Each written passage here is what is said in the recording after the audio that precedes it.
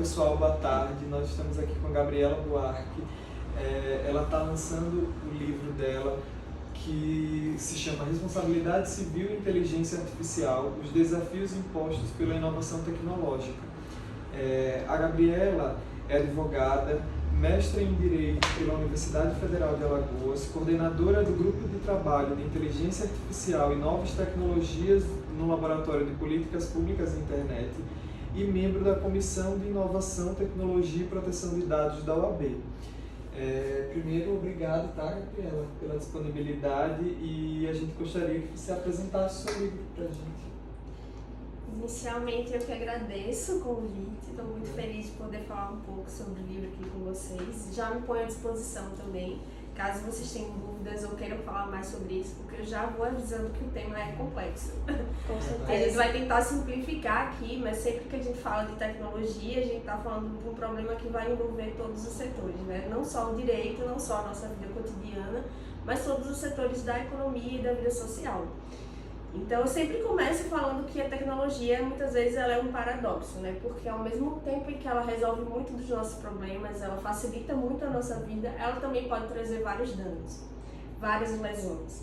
E o meu livro, ele vai buscar entender exatamente esse lado, que é o lado negativo da tecnologia, né? O lado positivo a gente consegue ver com muita facilidade dentro do nosso cotidiano.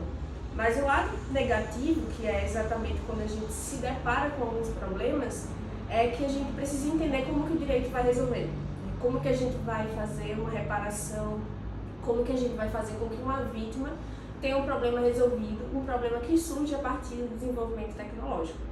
Então, quando eu falo de responsabilidade civil e inteligência artificial, eu tento entender esses problemas, né? O que a inteligência artificial pode trazer de problema para a sociedade, como que esses danos se proliferam e como que a responsabilidade civil, né, que é um instituto essencialmente reparatório, mas que hoje também traz uma função de prevenção e uma função de punição. Então, como que esse instituto pode angariar esses problemas, como que esse instituto pode trazer uma ideia de solidariedade social, uma ideia de reparação integral do dano da vítima. Então, em linhas gerais, assim, eu tento trazer essa ideia, né, e é uma ideia que está muito em discussão hoje, porque a gente tem uma proposta, né, de lei tramitando no Congresso, que é justamente sobre o marco normativo da inteligência artificial. E um dos pontos mais problemáticos que esse projeto de lei traz é exatamente a questão da responsabilidade civil. Então, a relevância surge muito a partir dessa discussão. Muito interessante, Gabi, o teu posicionamento e a tua proposta de estudo aí, é tudo que tem de vanguarda do direito hoje em dia.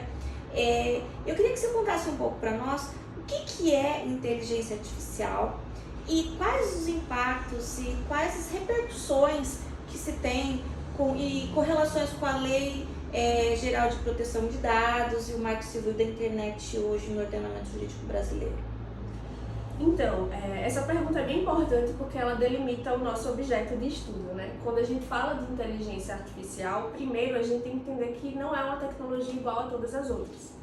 Porque a gente tem a informatização, a digitalização, mas a inteligência artificial ela tem especificidades que a tornam diferente de outras tecnologias, né?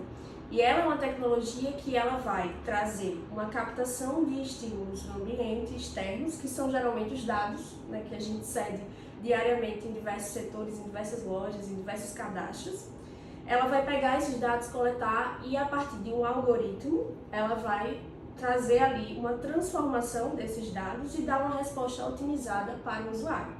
Então é um instrumento que vai captar informações externas, vai transformar aquilo por meio de um aprendizado de máquina e vai dar uma resposta.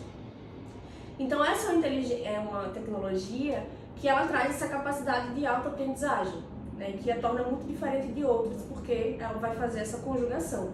E é nessa operacionalização que ela vai dialogar, por exemplo, com a Lei Geral de Proteção de Dados, porque ela precisa ter um tratamento adequado que observe a privacidade do usuário e toda a governança de dados que o controlador, o operador, estão necessariamente vinculados quando fazem uso desse tipo de tecnologia. Então, os dados, na verdade, são o combustível da inteligência artificial, né? A partir disso que geralmente ela vai dar uma resposta. Então, essa é a relação da inteligência artificial com a Lei Geral de Proteção de Dados E por isso, quando a gente fala de regulação de inteligência artificial, a gente tem que falar também sobre regulação e governança de dados, mas ela não se resume a isso, né? E ela se conecta também com o marco civil da internet, porque hoje, dentro da internet, a gente vê o uso massivo por sistemas autônomos de inteligência artificial.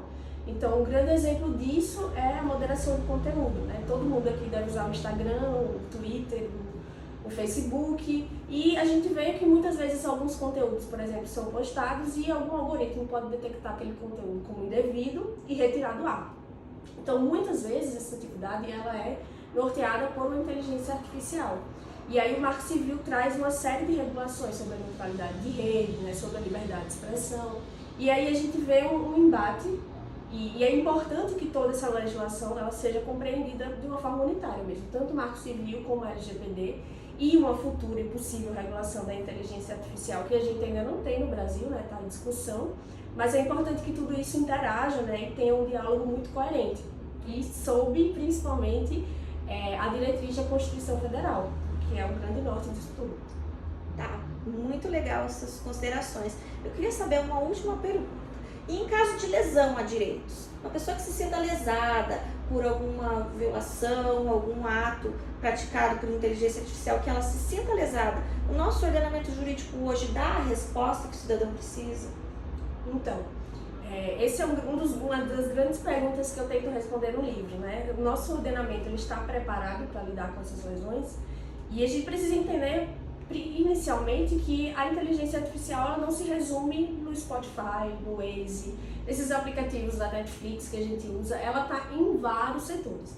E isso traz uma série de riscos, né? Então, desde riscos à própria vida, como já aconteceu, por exemplo, em situações de fábricas, que trabalhadores foram identificados por um robô como um objeto estranho e sofreram uma lesão, porque eles foram removidos do ambiente de trabalho por um robô que tinha essa função, né, de remover obstáculos do ambiente, e sofreram lesões. Alguns trabalhadores já foram mortos, por exemplo, nessa situação, inclusive indenizados. Então esse é um risco, por exemplo, à vida. Mas a gente tem riscos também à privacidade, como a gente estava falando da questão dos dados, a gente tem riscos à liberdade de expressão, como essas questões que se desenvolvem na internet. A gente tem o risco da discriminação algorítmica, né? Porque hoje, por exemplo, o reconhecimento facial ele é utilizado em diversos ambientes. Muitos lugares até condicionam o acesso à seção dos dados sensíveis do rosto para que você consiga entrar. Então, isso já foi objeto de estudo por alguns pesquisadores que mostraram, inclusive, o risco de racismo e de violação a grupos vulneráveis. Então, a gente tem uma série de situações que a inteligência artificial vai entrar. Na medicina também, risco de erros por robôs que entram em cirurgias, por exemplo, dentro do mercado financeiro. Então, essa amplitude faz com que a gente tenha também uma amplitude de regimes de responsabilidade. Um dos grandes erros, eu acho, hoje do projeto de lei que tramita no Congresso é tentar dar um regime jurídico único para a responsabilidade civil. Então ele diz que a responsabilidade civil deve ser sempre subjetiva. E eu digo que não é possível, porque a gente tem uma amplitude de impactos e de danos, inclusive, dentro da responsabilidade civil. Então a gente tem que considerar os setores empresariais, o setor trabalhista, o setor consumerista, entender que todas essas relações vão sofrer impactos diversos. Então o que é que eu proponho? Que a gente hoje tem um ordenamento jurídico que tem uma cláusula geral de dignidade da pessoa humana, que tem a cláusula do risco, que está no artigo 927, parágrafo único do Código Civil. A gente tem uma legislação consumerista também. Então a gente consegue lidar com esses problemas de uma forma conjugada. A ideia é que a gente faça adaptações dentro do que é normal na responsabilidade civil, porque ela sempre vem passando por adaptações. Se a gente for observar o desenvolvimento histórico da responsabilidade civil, ela passa por uma transformação muito grande, porque inicialmente era um regime voltado para o ofensor, que dependia sempre da verificação da culpa, então era sempre um regime subjetivo.